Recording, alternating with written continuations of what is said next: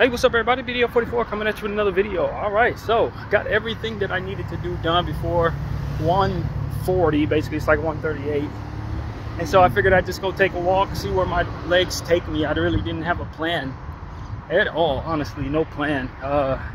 Just wanted to maybe make a video or two, I don't know.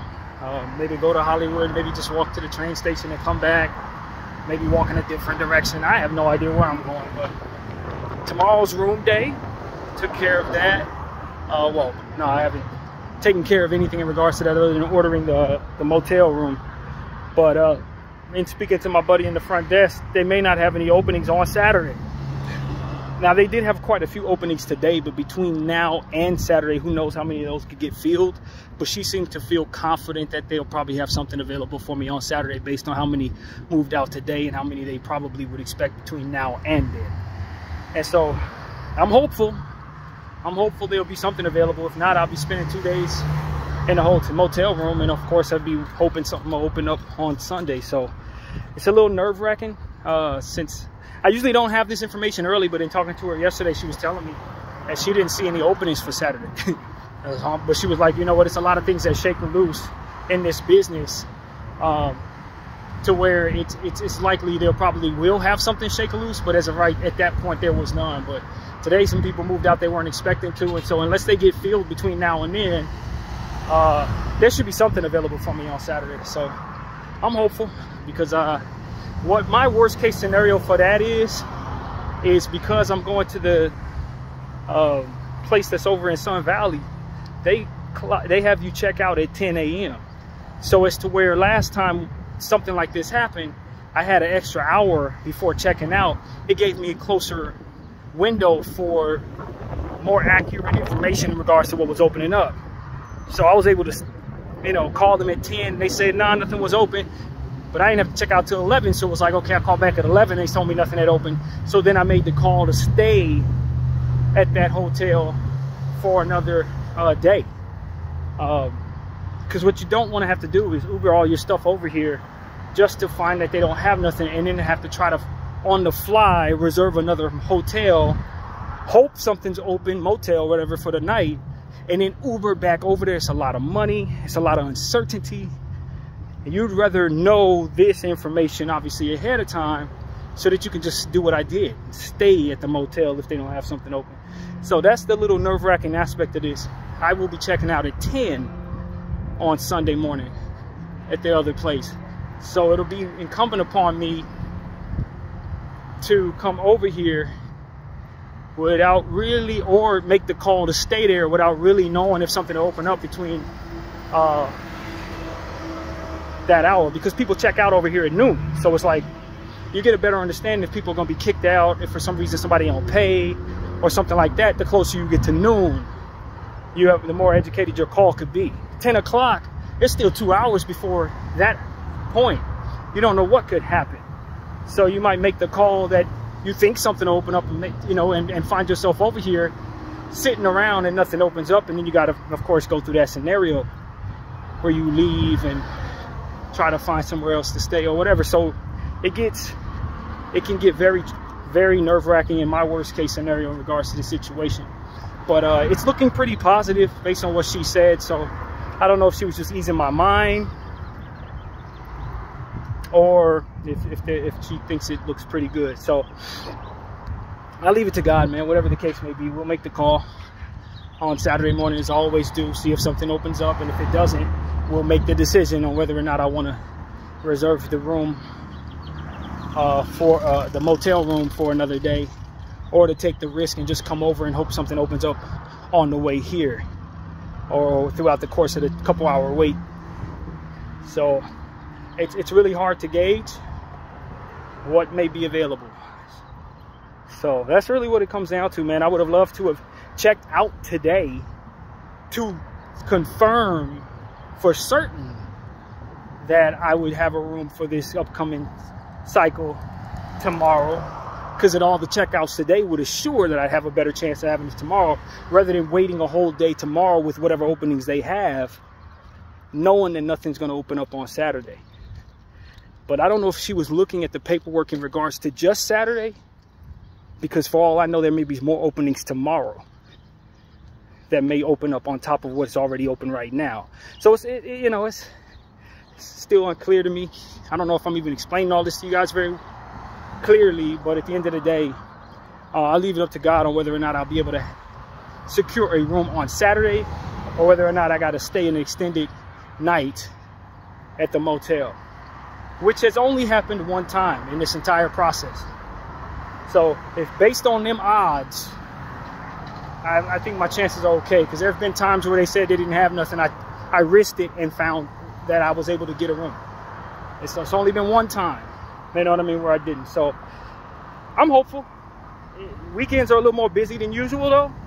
I think the last time this happened, I think it was a Sunday or a Saturday, so that doesn't make me feel too good. But you know, it is what's up to the big guy upstairs. So, and I'm trying not to stress it really. I think at the end of the day, I know I'll have what I need to make it happen. It's just about whether or not it's going to be so many damn steps that have to be taken in order to secure it. That can be a bit on the nerve-wracking side, but you know, it is what it is. So that's pretty much the story on my end.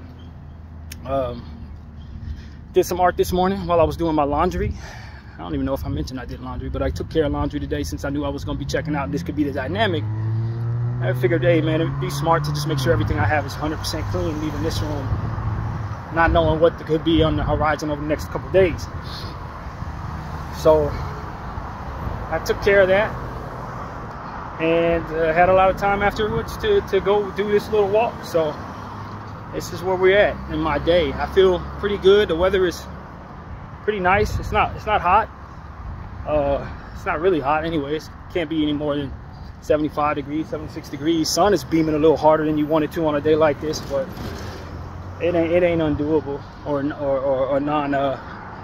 enough. It's not a no-go, I guess is what I'm trying to say. But yeah, I didn't even see that on my mouth. What the hell? Anyway, man, so that's what's going on, man. I feel all right.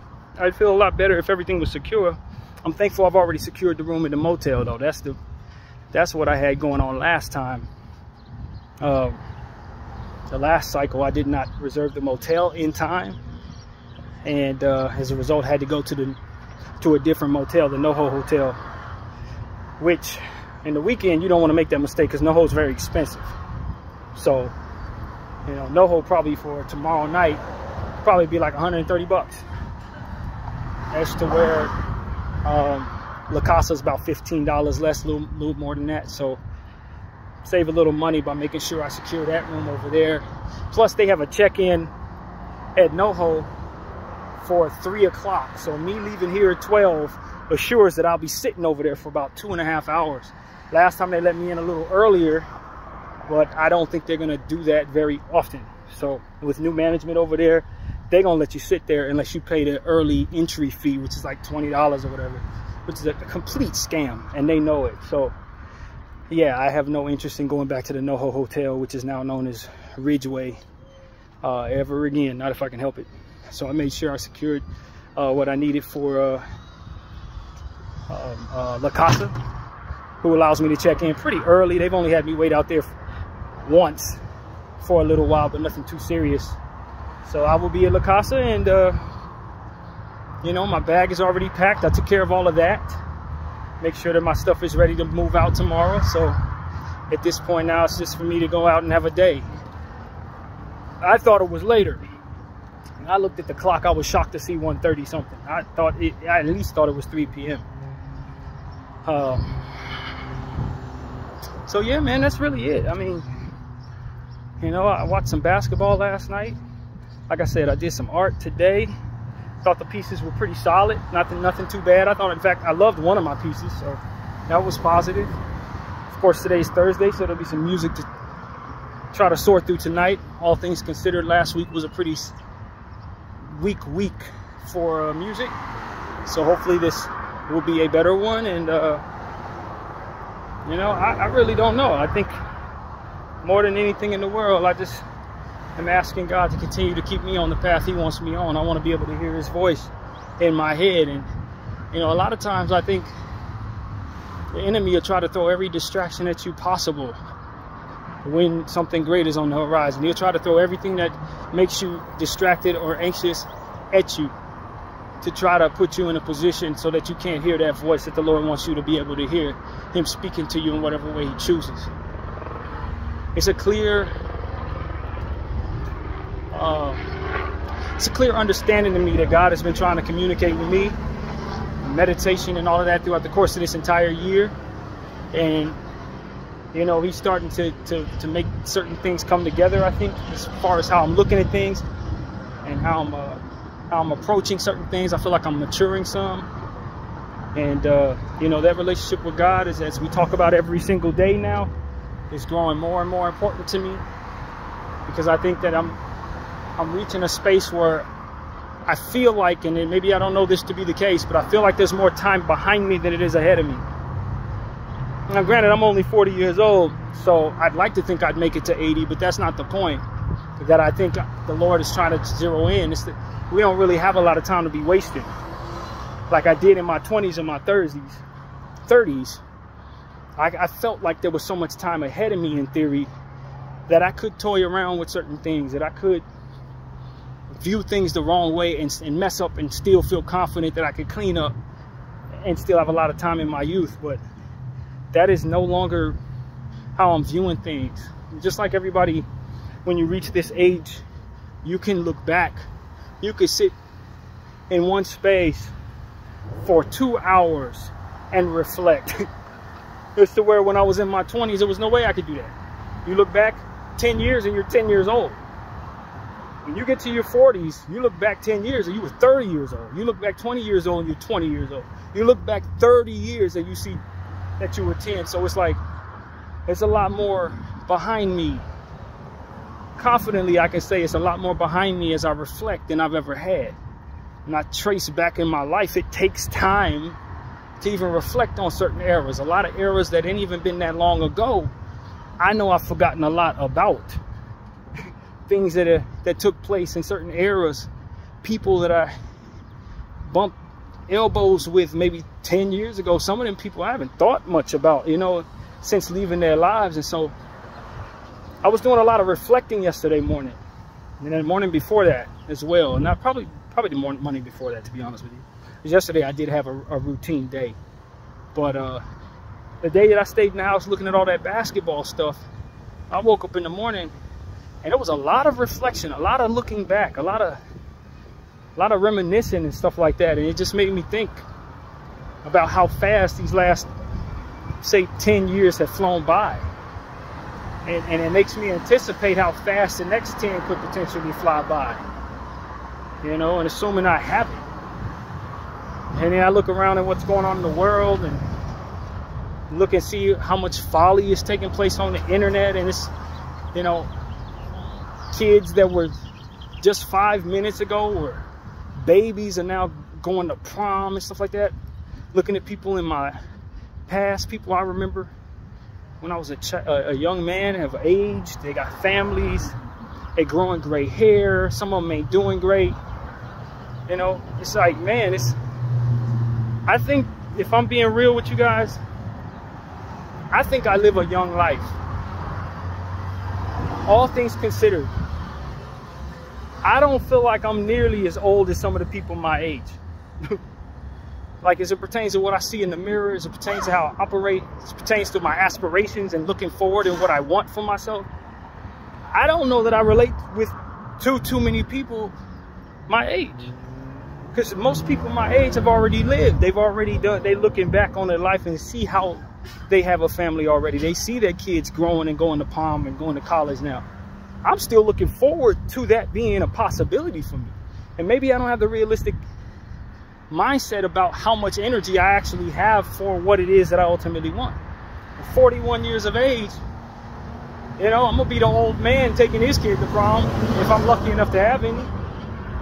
But and I work out in a way that, you know, constantly 3 times a day I'm basically doing something exercise related. Body still reacts the way I want it to. I mean, I don't feel 41, man. Whatever 41's supposed to feel like, I'm not feeling it. Not mentally nor physically.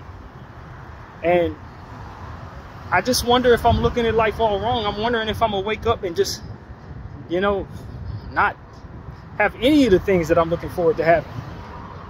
Because I still feel like I got the energy to do it. Call me crazy, but I still feel like I could take my time and find a wife and then start a family and see the whole thing through. Like, I just don't know if I have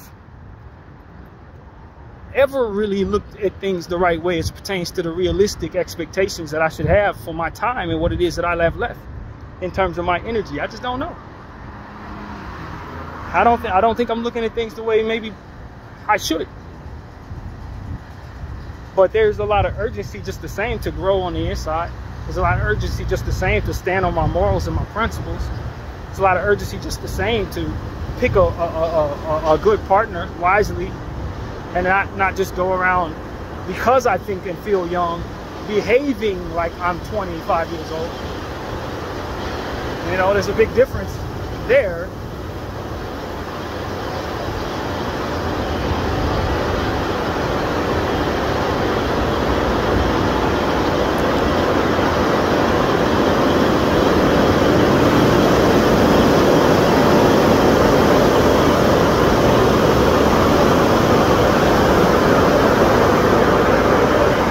Between feeling young and behaving like you don't know any better.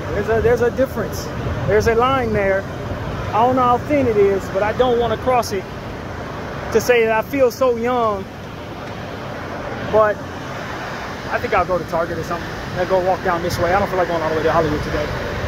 But to say that I'm just going to waste my time and feel like I have it to waste, so to speak. I just don't think that that's how I'm supposed to behave.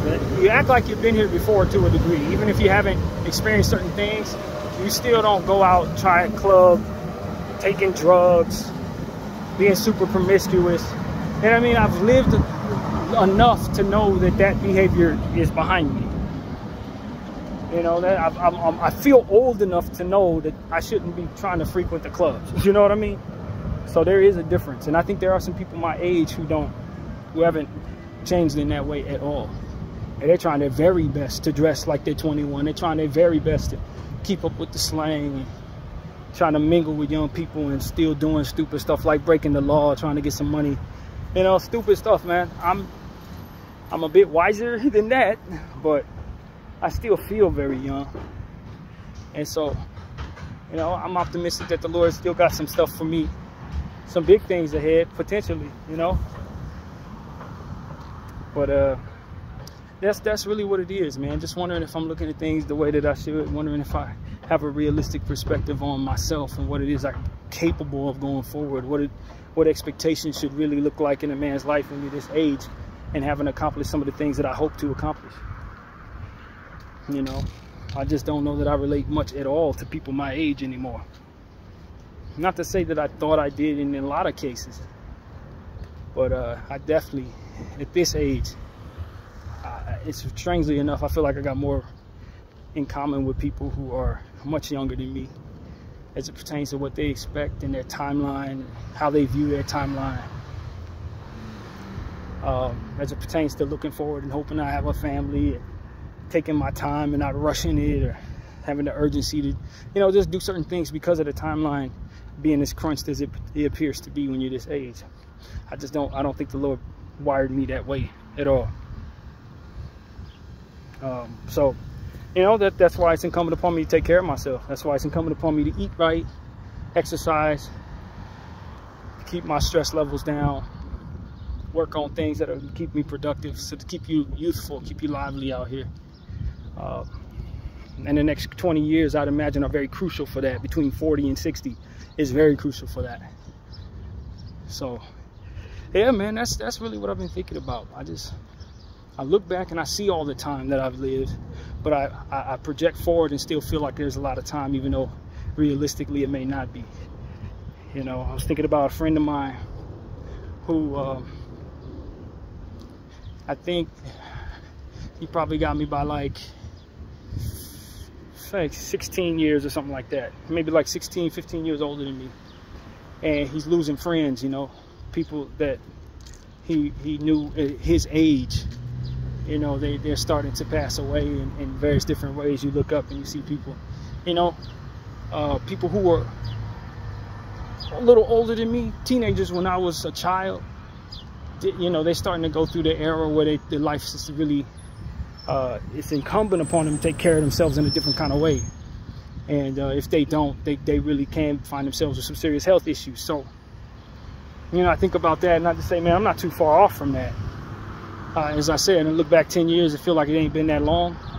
Look forward 10 years, you better project that it's gonna go by just as fast. And from there, how long do you have with your friends? How long do you have with loved ones? And I think about the old people in my life, you know, the people who are elderly on my dad's side.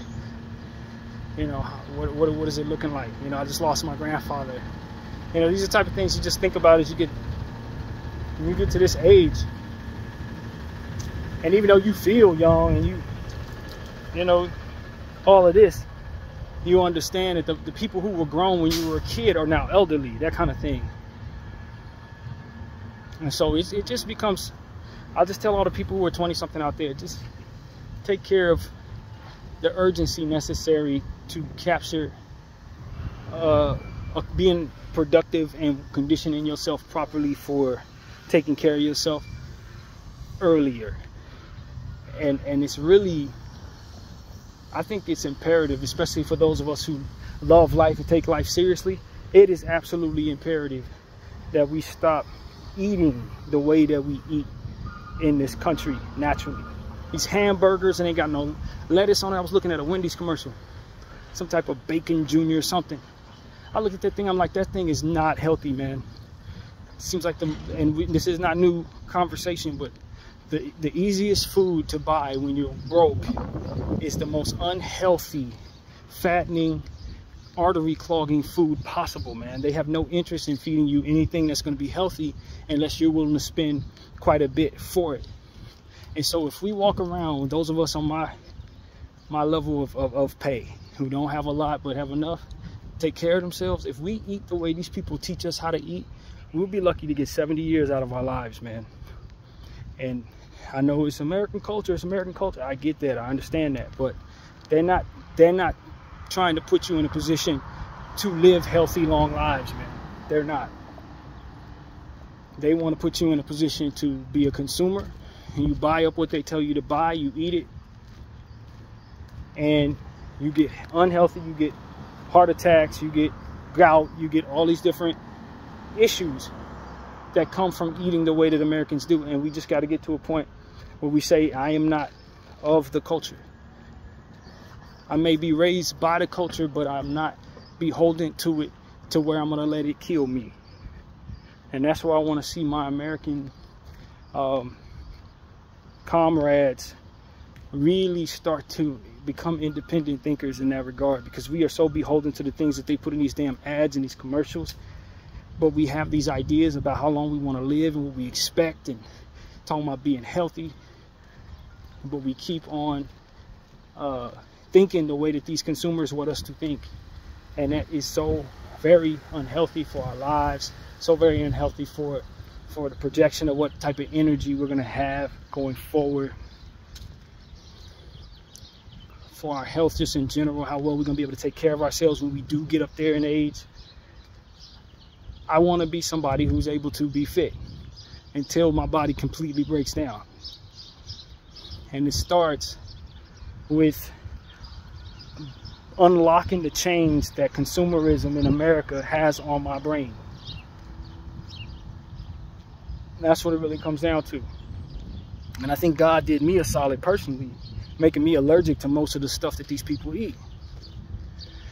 You know, making me lactose intolerant, making it so that I can't have garlic, making it so that, you know, certain things that I eat make me very sick. It has put me in a space where I can't eat the way that I was raised to eat. Even if I wanted to, I have to assume that my body can't digest any of that properly. It forces me into a space where I'm eating the way that we probably should be eating. And and in some ways, I'm very thankful for that, you know. But I think for those who don't have that problem, you will face the health problems that come with eating that way going forward. And while I felt like I was able to get away with it as a child and as a teenager, when you start reaching at 40 and 50 and you still eating that way, it compounds much more of a issue onto you than it does as a young person. And that's what I don't think we know how to do, is snap out of them old habits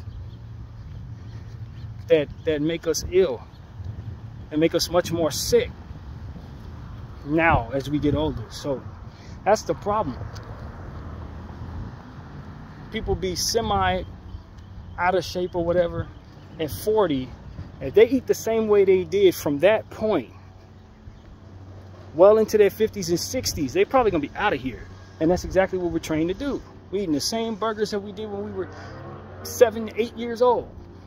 At 57 and 8 years, it just, believe me when I tell you, man, it doesn't work, bro. It doesn't work. If you don't want to be in pain, it doesn't work. If you don't want to have issues, huffing and puffing, breathing hard, having your heart attack just pop up in a random moment, you don't want to have nothing to do with half the stuff these people are feeding you. You need to unlock the training, the captures that it has on your behavior. We have got to free ourselves of this nonsense, man. We got to free ourselves, because it's not for our betterment. That's all I want to tell people. And I look back at pictures of myself just 7 years ago, 6 years ago, and I see how fat my face was, how unhealthy I was. I know why that was. And I was exercising. I was exercising just as much as I do right now, but I was significantly less healthy. And it was because of the eating habits, because I was buying into the stuff that they kept selling us in these commercials. And I didn't even eat the worst of it. Me personally, I stopped eating the worst of it, but even the average stuff that they sell us is not good for us. Even eating it recreationally can be harmful for an aging body. And I'm just in a real strong, defiant mindset right now as it pertains to, I think these people are trying to kill us. These corporations, I legitimately think they're trying to murder us. With everything they sell us, with everything they want us to have, everything they put in our music, they're trying to kill us, man. And I look at it that way. I focus my thought on that. I don't see what a lot of people see when they see commercials of big, fat, juicy sandwiches and all these like gimmicky, you know, culture-based propaganda marketing processes. I don't see what y'all see, bro. I see somebody holding a gun to my head trying to pull a trigger, literally, when I look at this stuff. And I was looking at a commercial of it's a lot of cross marketing stuff going on. Like I looked at a commercial with Taco Bell, and it was like they're trying to market to Caucasian people, so they put a white girl in there. And then I saw a commercial from Wingstop, and they're trying to market to Hispanic people, so they put all types of reggaeton music, and then got a bunch of Spanish people sitting around. It's like they're trying to get us to be relatable to this stuff that they're selling, when they know this stuff is meant to make us fat and ultimately eat away at our wealth. What little wealth we have when we pay into these people, all that we do so that we can feel like we're part of the culture, so that we can meet the convenience of our hectic lives as we try to chase this dollar. They know they put a McDonald's over here, Carl's Jr. over there. You're going to choose between one of them, and you're going to eat something that makes them wealthy and makes you unhealthy. And I just understand that that's the culture they eat. It's taking from you rather than giving to you. And it's so much of that evil, so much of that self-destructive stuff that we have worked into our just natural equation. And it's so centered toward what we would otherwise feel as relatable to our various different communities and cultures, till we really don't find ourselves even considering what's outside of that bubble. And while that's always been the case in my lifetime, now that I'm looking at it from a different perspective, I'm offended by it. I'm offended by it. I feel threatened by it. And ultimately, I think that everybody else should feel that way too. And a lot of people will be victims to it, with a smile on their face all the way out, man. And so that's what I want to say to people, man. We just gotta, if we want to live as long as we hope to live, we're gonna have to start reinventing the entire processes of our thinking. As to say, you want to aspire to eat healthy. You want to, because you want to live. You want to be healthy, not because you want to necessarily meet the standards of vanity that keeps being thrown in your face of what's beautiful, but because you want to be able to breathe when you have to climb steps. You want to be able to walk down the street without needing to take a stop to take a breath. And if you keep eating the way that they teach you how to eat, that's going to be harder and harder the older you age. They understand this, but they're not going to paint that picture out for you properly. What they're going to do is let you fall victim to that, put you in the ground, and then raise your kids to feel even more of that, just to do the same thing to them as generations go forward. And I'm telling you, that is not what we need, man. That's not what we need when we're trying to chase whatever your ambitions are. A lot of people are chasing wealth. It's not, it doesn't equate. When we talk about what it is that we want, you want to get rich. But if you're only going to live till you're 70, you're already 35, then the wealth is only half the battle. You got to help your health too. And a lot of times we neglect our health, but we think we're chasing wealth, but we're not even chasing the expansion of our lives. So you're not going to enjoy your wealth. You're going to chase it to the stress levels reach a space, coupled with the eating and the lack of activity and further poor culture like liquor and drugs and all these other things that they throw into your system that compound the worst of your health, till you find yourself living for the grind, reaching for what you cannot find, only to find yourself dying because of it. It's not conducive to it's not in line. Like if I'm trying to walk forward, I'm not going to point my body that way. You see what I'm saying? I'm going to align my shoulders and I'm going to align my hips to walk in the direction I'm trying to go. But as it pertains to our culture versus what it is that we tell ourselves we want, we're lining our hips to go left or right as I'm pointing our head right as I'm pointing left. And you see what I'm saying? Like we're doing all types of different stuff that doesn't walk in lockstep with what it is that we say that we ultimately want. And that's what I'm trying to teach people. We got to snap out of what they're teaching us, because they're teaching us how to do that. They're teaching us how to be confused. They're teaching us how to walk in against what it is that ultimately you want to go. You know, they have us shaving against the grain, so to speak. Although, if I'm being honest with y'all, I actually do shave against the grain, but that's because my hair grows a different way. The majority of y'all whose hair grows straight, it probably wouldn't be in your best interest if you don't want shave bumps to go against the grain. You probably want to go with it, from what I understand. Whatever the case may be, you get the point. If you're trying to move in a certain direction, you're going to literally point yourself in that direction and think and command yourself to move forward. When it comes to our culture, we are moving in all different types of directions with the intention and hopes of moving forward. And that's what I want people to understand. American culture is confusing, devilish confusion. And the more you find yourself thinking outside of it, the more you understand how wicked it ultimately is. And that's what I'm saying. And we're all in agreement with it. Why? Because we all, in our own little facets of life, believe in capitalism. No matter how much we say we believe in God, we still find ourselves by default adherent to the dollar. You know, I was listening to a podcast this morning. I think it was Joe Budden's podcast, and they were essentially saying that, you know, when it comes to payouts as it pertains to SA cases, so to speak, $30 million seems to be the going rate.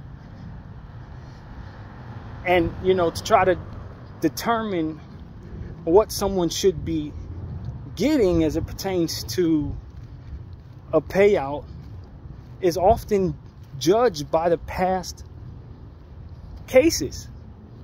So we may say, yo, this person may have lost, and I'll use the analogy they use.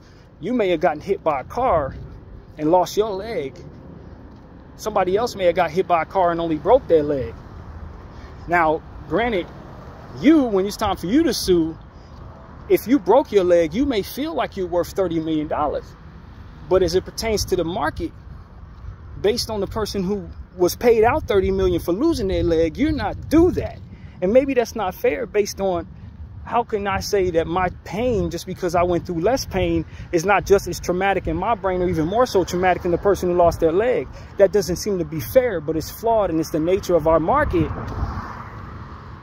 you know, nature of our capitalism that makes us view things fairly in that way of doing things. It's beholden to the market, just like every other form of business. And so as I look and reflect upon that being a conundrum that ultimately has so many holes in it, but we walk in lockstep with it, takes me to the conversation I'm having right now, which is pretty much the same compounded issue. It has so many holes in it as it pertains to, we will go along with people selling us things that are not good, because the solution is often found in us sacrificing our own belief that we are due our piece of the pie in this capitalistic market. So we're definitely not going to do what it takes to remove that for which is unfair or just likely unjust in the market, because that would mean we would have to sacrifice our place in that market in whatever walk of life or business we're in.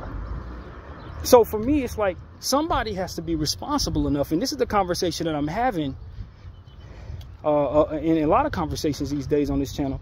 Somebody has to be responsible enough to hold themselves accountable for whatever needs to be held accountable, not for the sake of having it being forced upon you, but because you want the consequences that come from being most responsible. So if that means I'm going to say, nah, I'm not going to go along with this capitalistic process, even if I benefit from it, because I know that in other areas of life it's killing people. How you doing, bro? It's killing people, and it's deteriorating our health in this area. But when it's time for me to have a business, I also too want to give you ads. I also too want you to focus on me and pay into what I got going on, so I can inflate my wealth. It's like, at some point in time, if we're going to deteriorate what's wrong with the market, we got to accept the fact that it's in our best interest to be most responsible in our place in the market. And sometimes putting down the end all be all as it pertains to money will make me inconvenience myself, or money will make me stand in a space that's uncomfortable or even painful for myself. If you want to find parity in this world, there are going to have to be some people who don't have to being willing to put down the market, leave some money on the table, hold themselves accountable, be forthcoming with things that they're doing in the dark, or whatever set of responsibility necessary to welcome parity and fairness, and furthermore embodying the responsibility that is cognizant of what goes wrong when you're not, so that we can receive the benefits and the fruit of the fairness that's ultimately absent in our world. Now I'm looking at all these politicians who stand together in unison because of the presence of the market and wealth and leverage and the understanding of the game of leverage in life, going along with things that they should not be going along with, taking blood money and adhering to bad guys, so to speak. Maybe it's because they believe that if they stand alone, it doesn't make much of a difference. Because in a lot of cases, I think that's what people do. They don't want to save the world because they don't feel like they can. I'm just one man. I need to get mine. That's what I'm responsible for. And each and every person having that defeatist attitude as it pertains to making change collectively comes together to make it so that there's no change, so that there's no fairness, so that there's no parity. Same goes for within the market of capitalism. Well, I need to get my money, man. And if I leave my money on the damn table, it ain't gonna make that person, or enough people to make that sacrifice make any sense. So they don't make that sacrifice. But the essence of any type of change comes from somebody being willing to, whether they benefit from it or not, whether they believe they're gonna make a difference or not, just being the good in the world rather than waiting for the good in the world to show you that being the good in the world is worth it. And as a result, everybody's aligning with everybody else. And what has worked is the pessimistic aspect of that. Going out on a limb, being pessimistic, and then watching one by one as people line up with them in whatever way and fashion, till it became the consensus to be corrupt, till it became the consensus to align with stuff that ultimately kills us on purpose. If people were as reluctant to move in that direction, that would too be less likely to be worth it to be in that direction. But because somebody was bold enough to stand on whatever it is they believed in, it influenced other people to follow them. And then from there, what was once likely not reasonable to even try became the opposite. And now what's most likely what everyone else is going to do. It starts with you. And that's why I do what it is that I do in the way that I do it. I'm not interested in trying to do everything for money, because I see something wrong with that process that leaves people without what it is that they need on a grand and small scale. So while I'm trying to reinforce that truth, if I'm only looking for people to show me the example of where that's most necessary, I'll never see that change. And maybe you say I'll never see that change. So what's the use? But the use is, I understood what started the process of us seeing the life that we're in right now, was that somebody stood on business with it as it pertains to being willing, without actually knowing if it would work or not, without actually knowing if they were going to influence enough people or not. And they just did it. They did it because they believed in it enough to say, I'm going to be the good or the bad in that case, in the world that I want to see in the world. And then from there, see what happens. There needs to be more of that as it pertains to parity and responsibility. There needs to be enough people who understand that it is so important that we find fairness and parity in our world, that I'm not really interested in reinforcing unfairness just because it's a consensus, a safe space from which everybody's walked in. Y'all want to move in a direction that ultimately continues to reinforce to our children and our grandchildren that it's okay for them to have some type of Stockholm syndrome to these corporations that are interested in terrorizing them, or whatever the word would be, torturing them slowly, surely, manipulating their minds and all different types of stuff. Y'all keep on aligning with this stuff, and I don't want to pass that forward to my children. I don't want to pass that forward to your children. I don't think that that's good for them. I don't think that that passes forward anything that they should want to pass to their children. So I'm going to speak like this. And maybe I'm the only one speaking like this. But if I'm not speaking like this, then there is no one speaking like this. And that's what I'm driven by. Not necessarily believing that I can change the world, but believing that me not trying to change the world will assure that it will not change. Just like everybody else who was influential in any other way of doing things that provided some change, is that I stood on it first. They stood on it first, and then people either followed or didn't. But if you made a compelling enough argument, the logic will take over, and people will follow it because it makes sense to them. And that's what you got to trust. If what you're doing aligns and it makes sense, then you can stand on it, and you can be rest assured that people who are intelligent enough to line up thinking and see if something works will follow what you do, because it's conducive to what it is that they hope to see. And in this case, they will see what happens as they continue on the path of not doing it, providing results that they ultimately don't want to see.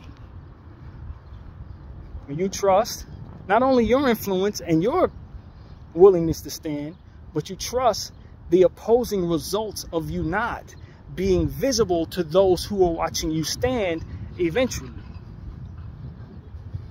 If what you're doing really makes any sense, then they'll see it, just like they see you taking the stance. And so when I say, yo, this capitalistic process, the way that we're operating, is passing forward suffering to our generation's future, you will know that I'm not just standing here trying to get y'all to follow me because I'm different. It's because I want the results of what influencing people this way will ultimately provide us. And those results is what I'm putting my faith in, not myself. I don't believe in ad culture no more. I believe in leaving some money on the table. I don't necessarily believe in hoarding money anymore at all. That doesn't mean that I shun the idea of living in luxury, because I was raised in a culture that glorifies luxury. I still desire luxury in my life. I just understand that what comes with it neglects a lot of fairness. So while everybody's trying to chase the most views, the most money, the most power, I see those who have the most power being the most bankrupt with their responsibility. You got people with all the power in the world adhering to people who have even more power than them for some reason, if that makes any sense. Which it doesn't, when you really consider it. Guy reach all the way to the top to become a president only to adhere to a foreign country that wants to kill children. People find themselves trying to get into politics just to find out that when you get up there, you're a slave to Israel. Looking at people, this guy Rubio getting on camera, from what I understand, he's a person from Cuba. And if you know anything about Cuba, you know them people have been through enough. This dude is from Cuba, but he getting up here capping for Israel, so to speak. You worked your way into a space of politics just so you could be a lapdog for people who intend to kill children. That's really what this is all about for you? Don't you see the fruit in just standing on that and living with the consequences of what happens when you stand on that? Because you definitely go down in disgrace. Whatever thing they told you you're going to be disgraced by, whatever thing that they hold over your head that makes you align with their every beck and call, is not nearly as disgraceful as what it is that you're doing to your legacy. A lot of people are afraid of bodily harm. A lot of people are afraid of losing family members. And these people will use that over their heads. But if they can see what the future holds, they realize that their family members are going to die one way or another because of what it is that they're creating by adhering to that nonsense. You're going to lose people anyway because you're creating enemies everywhere by aligning with people who are doing anything for reasons that don't make any sense. You're going to create the environment that makes them unsafe just by being this person in this time, as we see the footage of you doing this.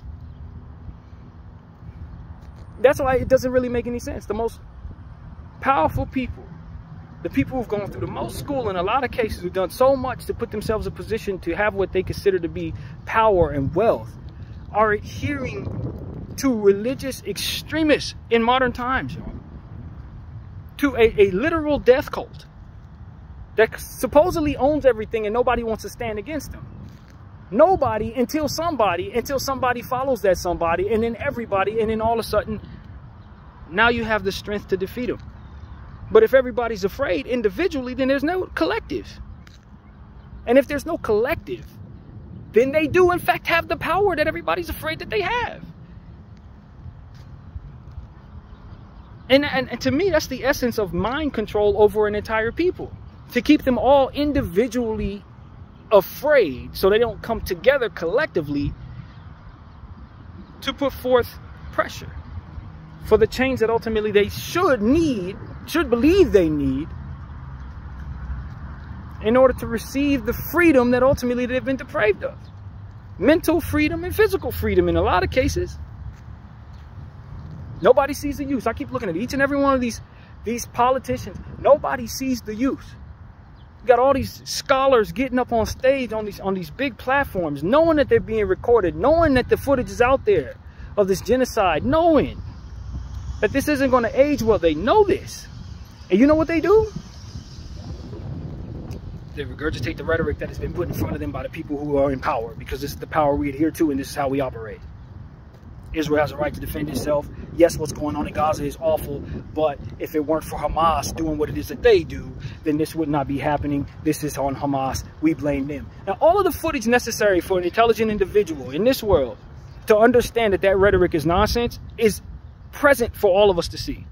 I see it in my phone 24/7 on Instagram. Everything that would basically just nullify that point of view. And mind you, these are intelligent and important officials of this entire country, the entire Western world. They influence so much.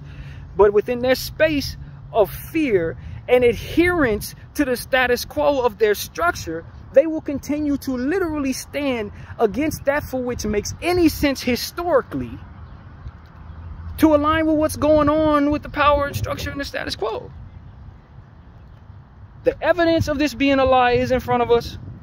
Footage of you making a damn fool of yourself as you speak this rhetoric to us is in front of us. And then the understanding that this stuff is going to go down in history is not only stuff that we see in history books like my generation did, but stuff that you're going to see on your phones or whatever your devices are, because all of this is being recorded. All of this is laid out flat for everybody who's up there regurgitating this nonsense, and yet they don't see the fruit in standing against it. Help me understand. Why don't they see the fruit in that?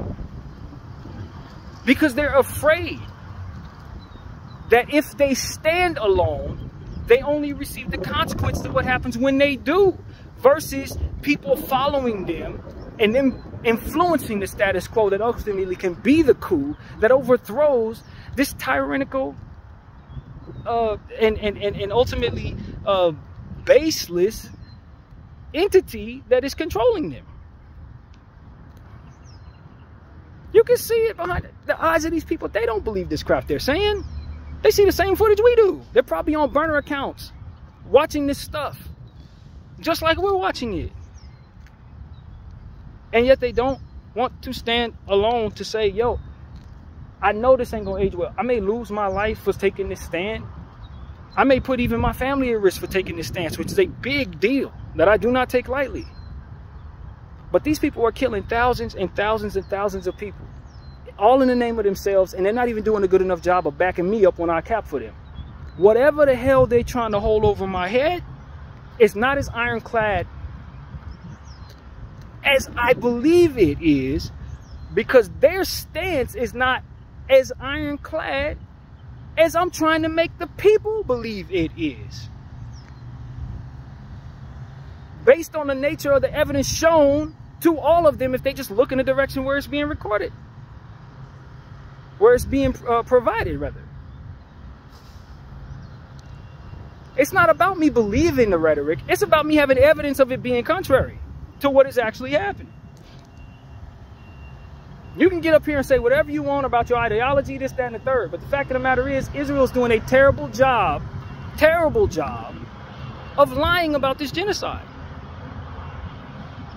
They're doing a terrible job of covering their tracks so that we don't have evidence here and then them throwing rhetoric at us over here. Now, if the rhetoric was the only thing that's being thrown at the people, then this nullifies my entire point of view, because now it's just us believing people as they tell us from within their official positions what their official point of view actually is. But the evidence, footage, continuous footage is in our face. So what do I do with that as a person, a private person, a private citizen? Do I sit here and ignore the footage and listen to the officials throw at me their official point of view, which is clearly a lie based on the footage, and encourage people to continue standing with those who have not done anything to remove that footage of their crimes? Or do I get on here and say some of the things that I've been saying just now, to say, yo, you got to stand on your business. You can't let somebody show you evidence of something not working, tell you something, that same something is working, and you proceed to believe them. Because this is what these corporations have been doing to us in regards to this food, which brings me back to my initial point that I morphed this into. And this is what's going on in literal terms in regards to this genocide in Israel, and all the people who stand with Israel, and all of the people who ultimately government influencers of our country and the surrounding Western world countries. This is what they're saying. They're saying, don't believe your lying eyes. Don't believe us.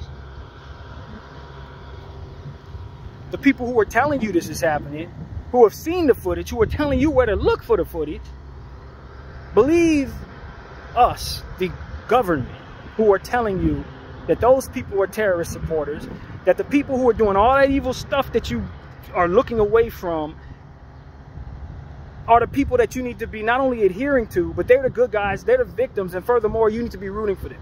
Like, I'm not afforded the ability to do those type of mental gymnastics. I'm sorry, I'm not wired to be that person. I don't understand that. I'm not going to try to. I don't know if that comes with the wiring of being in the matrix, so to speak, where we just are so caught up in consumerism, so caught up in meism, so caught up in my people and forget them. Isms, capitalistic isms or whatever that is, that would align me in such a way to just be so compromised by all of that that I just can't see the footage. It seems to me that the footage would wake anybody up from that stupor. The footage, the almost 600 days of footage,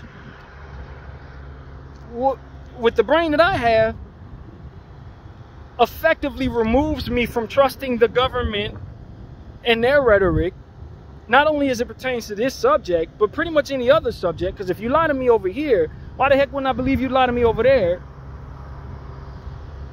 It's like I see people playing these mental gymnastics with themselves or being in some type of warped space from which to live, where they don't see the fruit in believing their own eyes as it pertains to what it is they see, but rather will believe the people who are lying to them about those things because they stand in a position of power for which they're adhering to a power that you can't see. If you're looking at the same things I'm looking at, your president is not most powerful, because he's saying stuff that aligns with an entity behind him that ultimately wants to do these awful things, which is also proven in the footage and the commentary surrounding the footage. So for me, it's like, yo, are we gonna snap out of this? Are we gonna snap out of this at any point? Or are we just gonna live as if we don't understand these things are in front of us, and then from there allow these people to make victims out of us just the same? Because I personally, I don't want to be victims to these people any more than I already had. They had the first half of my life. I was buying everything they were selling me. I was being quiet about everything they needed me to be quiet about. I was a happy consumer, no problem. But now when I see that everywhere I try to look and turn and anywhere I try to place my dollar is going to fall into the hands of these same individuals, that's when I understand that, yo, there is a monopoly taking place in this world. And those who are consumed by that reality are reinforcing its power onto the globe. Those who are afraid to stand against that because they see no use are reinforcing its power onto the globe. And as a result, they're doing whatever they choose above reproach. And even furthermore, they're ushering the entire world into a space where we are not being responsible. That's what the unspoken truth about all of this is. That going forward in this way neglects so many different things that go wrong when you do so. And it welcomes those things into your reality. That's why fairness is so essential to the preservation of human life. Because unfairness brings about so many different things that you don't want to have to deal with. But we are ushering those things into our lives by way of adhering to this entity and this process from which empowers this entity, that we are effectively welcoming all of the unwise consequences that come from doing so. This is the bigger picture. President, this is the bigger picture. Congress, this is the bigger picture that you do not see while you're trying to adhere to what it is that ultimately makes you wealthy or keeps you free or keeps you safe or whatever it is that you call it. You are welcoming some very unwise things into your circumference and into your legacy by adhering to corruption instead of sacrificing your portion for the sake of the integrity. necessary to keep this thing balanced. Integrity. It's not just something that builds your credibility. It also closes the door for certain consequences that come from lacking it. And that's the conversation I'm not hearing anywhere. If I'm adhering to corruption over there and I'm adhering to corruption over there, do we understand what comes through those doors? If I'm letting these people hurt those people because they don't like those people, and their idea is to destroy those people's kids because of it, for whatever their ideology is, do I not understand what also comes through those doors? Those are the things that our government is allowing to walk through those doors, man. They're not being responsible because they're trying to adhere to a structure that is corroded in nature. So whether you have an ideology that aligns with this or not, you are being irresponsible by going along with it, because it neglects the understanding that being in a space where you allow anybody, somebody's rather, to do anything, is bad for your structure entirely anyway. It's bad for your structure anyway. Accountability not only builds character, but it closes the door for certain things that you don't want to come through that door, that make you better. So it shouldn't be leverage that ultimately determines whether or not you see the fruit in accountability. This is where America has historically, in this era, gone completely wrong. Because leverage is the base from which all things are done. Money is the base from which all things are allowed. And so you allow for certain things to come through the door that can destroy you.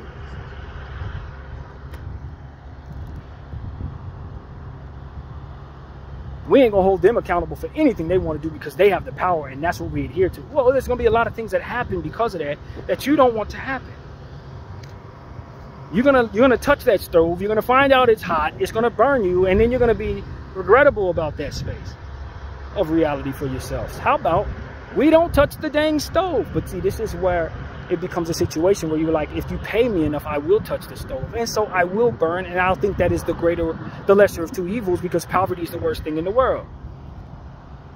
And this is what we're ultimately faced with. It boils down to people thinking there's nothing worse than poverty. Governments who have gotten so far into a space, people, private citizens, corporations, individuals that think there's nothing at all worse, including death and death of children, nothing worse than poverty. Nothing worse than adhering power of the guise of power, rather, because the power is not actually with them in the first place. If they can't even control how they vote, they can't even control whether or not they're going to send billions of their own dollars to a foreign entity to do horrible things. You don't have the power. And power's not in your hands. You've already given it up. Don't you see that? Your best bet is to stand against that, to whatever destruction that you think may come, for the overall integrity of your stance as a people. Because at this point, you're going to deteriorate entirely in the history books because you allowed this to happen while upholding the guys that you had power in the first place. You didn't have no power. You do better standing on the fact that you don't have power against that for which is all powerful, and make them show themselves by way of coming at you as you stand. Then you hurt them most historically. Then you give yourself the best bet of having the best reputation going forward, because you stood against that for which was able to hide behind your fear and not standing against it as it did whatever it wanted. But you got to see the wisdom in that. You got to see the fruit in that. You got to actually want to do that. And unfortunately, we're too afraid of poverty as a nation and adhering the guise of power as a nation to actually save the nation itself from the destruction that comes from being irresponsible and letting baby killers control where we send our money. This doesn't leave us looking wise historically, y'all. This don't leave us looking like we had it all together. This will be the undoing of our nation. Because these people are going to have enemies everywhere they go for the rest of eternity. For as long as this thing spins, there are going to be people who look at them and say, yo, I don't want you here. I'm willing to go to war with you because of what you did to those people over there and because of how you've ultimately paid into everything that deteriorates so many of us. Which is ultimately going to be common knowledge as we continue down this process. Because they're arrogant in their spaces. They really believe in themselves as it pertains to them being better than everybody else. So they're not going to do what they need to do to cover themselves from what comes from that. Which is all the more why it's so irresponsible to let this entity continue to control things. Because they're arrogant as hell. They're arrogant in their lies. They know people know they're lying. They're still lying. They don't respect themselves or anyone else to have any integrity of themselves. So adhering to them leaves you vulnerable to what's coming for them. For being so unwise. We have not seemed to see that part yet, have we, America? Adhering to this entity is the worst thing in the world because they're cocky, they have a victim complex, and they're intentional on taking barbaric measures against that for which they deem is their enemy. For which they deem from a space of psychosis, basically. It's a psychotic mindset that they operate with as they go forward and decide who's their enemy. That's what we've learned about them.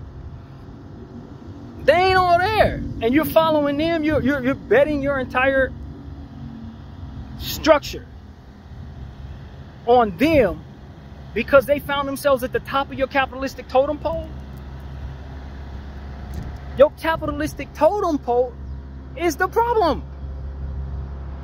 It's opened up the door for you to adhere to this irresponsible entity. It's not the entity that's the problem. It's your process is the problem. That for which you operate, the whole thing backed you into this corner. It's what needs to go. That's how all of this ties together, man. Ad culture is ultimately what Zionism has found a way to master. Ad culture, capitalism is what they've mastered. They have cheated their way by way of whatever, however they did it. That was their gift.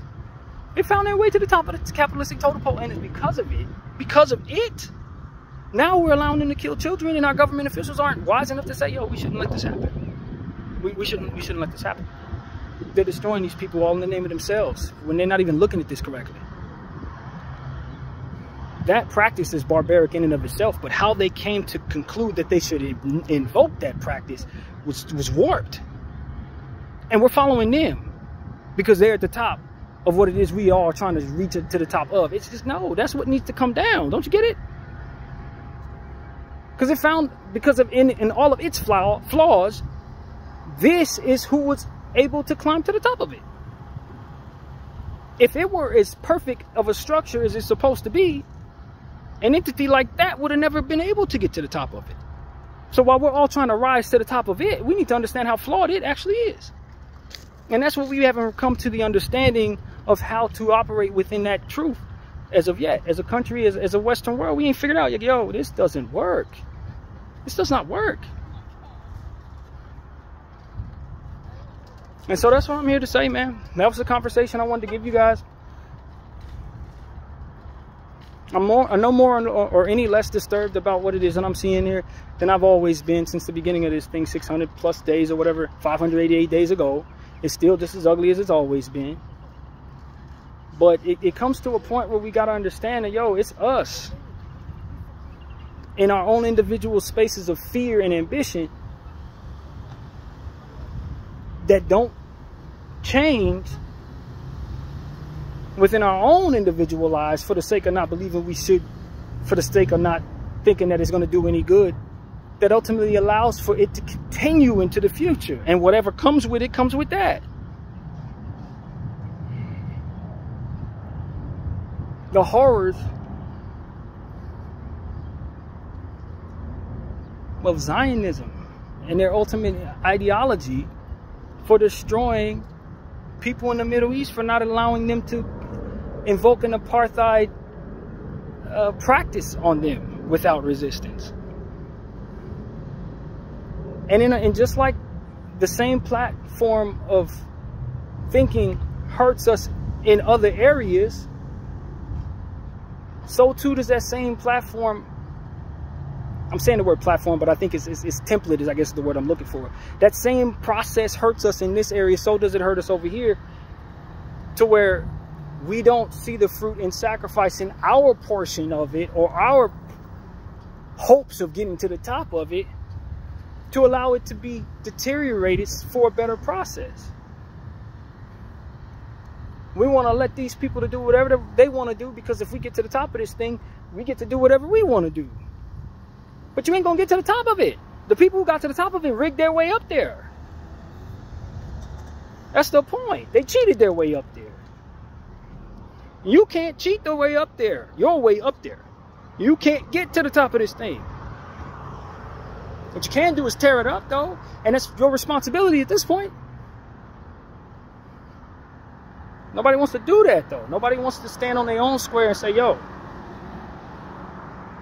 I'm going to not while everybody is. And I'm going to trust that there's a living God that's going to see to it that others follow me. And as we do over time, however long it takes, we're going to make good on what it is that should be done against that for which shouldn't. Who is irresponsibly in control of every damn thing at this point. They're only in control of it because of our adherence to it. Because we are hoping to reach the top of it, so we keep on being respectful of it. It's not without deterioration in every pillar that keeps it up. Every pillar that holds this thing up is cancerous at this point. It is corroded. It's going to fall anyway, but not before doing significantly more unnecessary damage. Significantly more, which should be the driving force for bringing it down.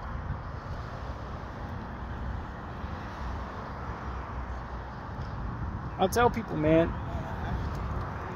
one of the biggest problems that we have in this country is our inability to see the urgency in someone else's suffering. See, to empathy, the lack of empathy. However we found ourselves in this space, and I know this is one of the longest videos I've ever done. However we found ourselves in this space, one of the biggest mistakes that we've made is not being able to feel someone else's pain and then therefore see an urgency within ourselves to put an end to whatever it is that's causing them that suffering. That is the biggest mistake that America has allowed themselves to fall into. When you see what's happening in certain other communities, when you see slavery, for example, there should have been an urgency in the world to put an end to that. Because not having that urgency tumbled forward to what it is we see today in genocide. You see what I'm saying? And everything that happened in between, for which there was a lot of. Probably a lot of which I may not know.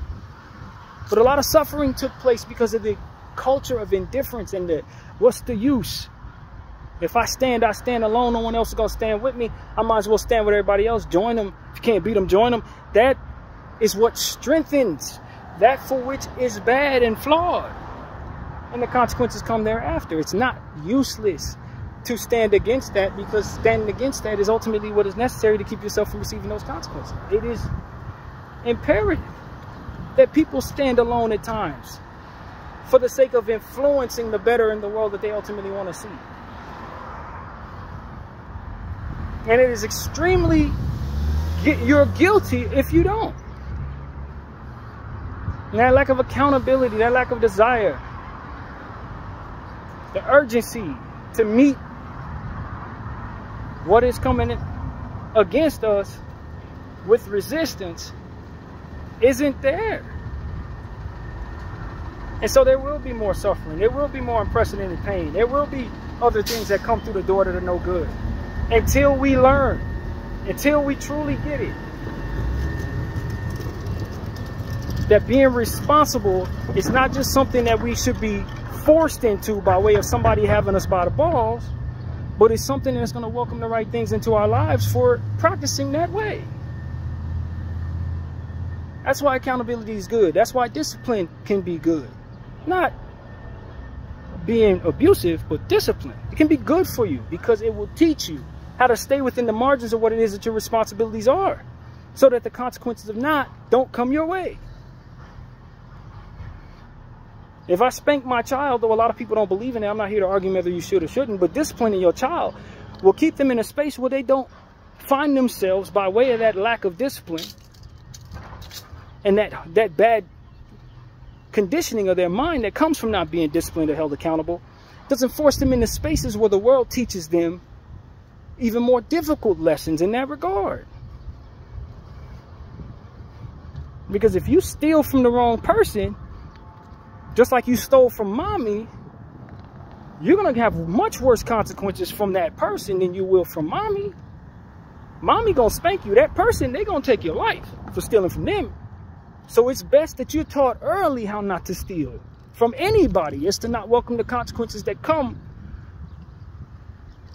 from thinking it's okay to do so, and then furthermore doing so. And that's the type of logic that our country is not engaging in. That's the type of logic that ultimately we're neglecting. That is the type of responsibility that I've been trying to say over the last hour and 16 minutes is missing from our country. Missing from the Western world entirely right now. Missing from culture of hoarding money and hoarding views and hoarding, you know, whatever the hell we're trying to keep, you know, have so much of. Leave a little on the table because it's responsible to. That's all I'm saying. That responsibility brings about a world that is so much better than that for which continues to take every dang thing. And adhering to anybody who finds a way to have every damn thing. Because that somebody may have horrible ideas. And as a result of you allowing them to control everything, they may have us all killed. So that's really what it comes down to, man. That's what I've been trying to say. I don't know when the Lord is going to finally have me turn this camera off. I'm talking, but I know I'm making a bunch of points that need to be understood, man. And as I always tell y'all, I'm not here to entertain respectfully. I'm not here to gain people's attention, though I believe that it would be helpful if more people understood what it is I was trying to tell. I'm not here to gain a bunch of views or keep your attention span in this microwave-minded generation. I'm not interested in this generation as much as I am interested in leaving something behind that's going to teach those who already know what happens to us how to keep themselves from allowing it to happen to them. Because history is not going to be kind to any of us. I'll tell you that right now, man. Video 44. I thank you all for watching. I'm out.